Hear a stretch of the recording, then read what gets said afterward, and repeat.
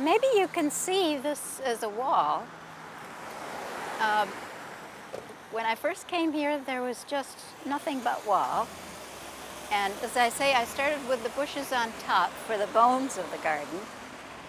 And it's kind of evolved since then. Now, there's only about this much space between the wall and the sidewalk, so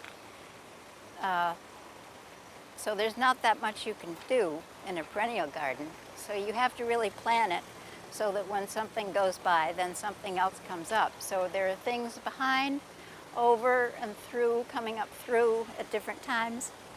And it's different also in the way you prune things. You can have something showing, and then when you know something else is going to be showing, then you can prune that thing that's gone by down, and then you can feature the thing that's coming up through.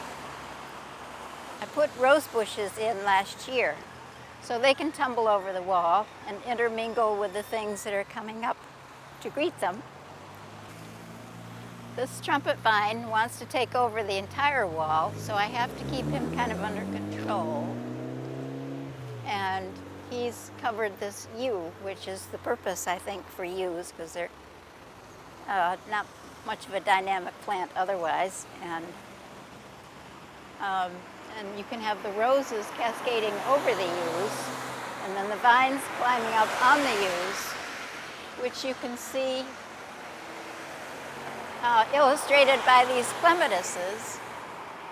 This is Prince Charles, and this is Betty Corning, and they look very well together. They go together quite well, and they seem very happy. They're on the way out, but when they were climbing up, they're planted here. Their roots are down here, and they like to be in the shade in their roots, but then they like to be up in the sun. So they love to climb through the yew, and it was just a wall of blue bells and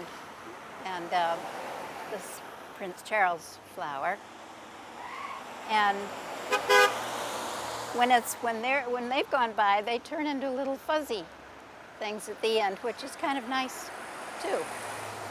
Now this is a huge mishmash, and what happens is something fails, and then I put something else in, but then the next year it decides that it really likes it here. So they're all having a party together, and they seem to be getting along fine and having a good time. But you're very restricted as to what can happen because it's really only 2 feet that you have, so that it's tricky to have something going on all the time in all places. And that's why there's so much interplanting and overplanting and up through things and over cascade. Now when I started, of course, it was just all dirt with that yew and that yew.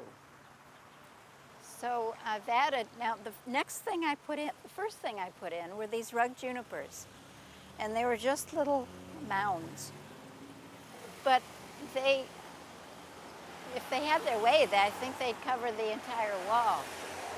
But everything sort of keeps everything in check so that you get the blooming things and the backdrops and the grays and the greens and the yellows, which give it texture and shape and composition.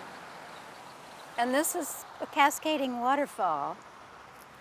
You see, they're rapids.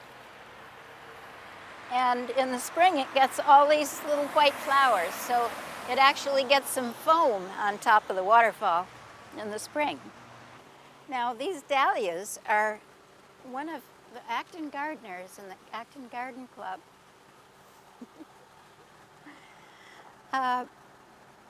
Plants that one of them gave me to put in the garden.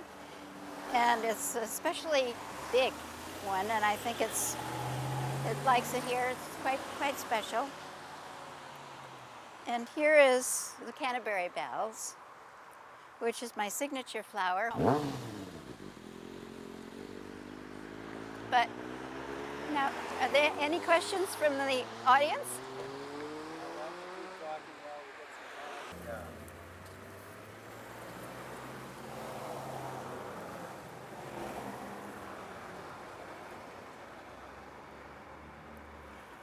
And it's near here somewhere where another person had left a little frog with a little thank you.